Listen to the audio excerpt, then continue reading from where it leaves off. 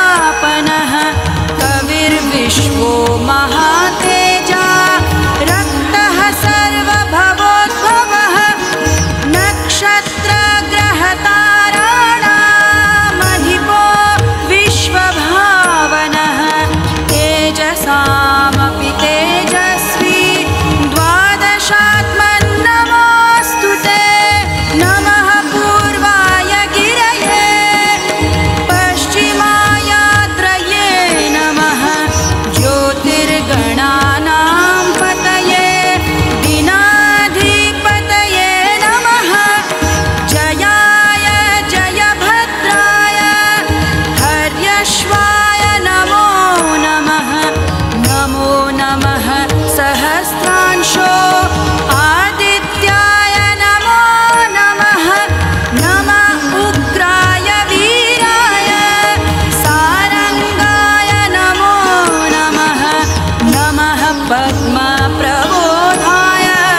प्रचण्डाय नमोऽस्तुते ब्रह्मेशानाच्युतेशाय सूरायादित्यवर्चसे भास्वते सर्वभक्षाय रौद्राय वपुषे नमः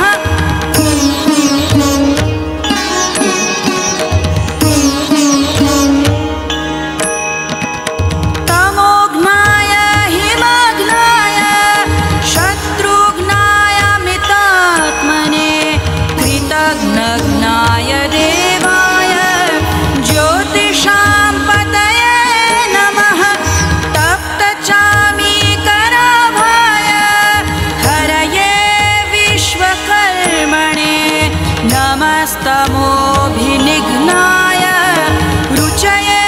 लोकसाक्षिणे नाशयत्येष वैभूतं तमेष सृजति प्रभुः पायत्येष तपत्येष वर्षत्येष गभस्तिभिः एष सुप्तेषु जागर्ति भूतेषु परिनिष्ठितः एष चैवाग्निहोत्रं च फलं चैवाग्निहोत्रिणां देवाश्च क्रतवश्चैव क्रतूनां फलमेव च यानि कृत्यानि लोकेषु सर्वेषु परमप्रभुः एनमापत्सु कृच्छ्रेषु कान्तारेषु भयेषु च कीर्तयन् पुरुषः कश्चिन् नावसीदति राघव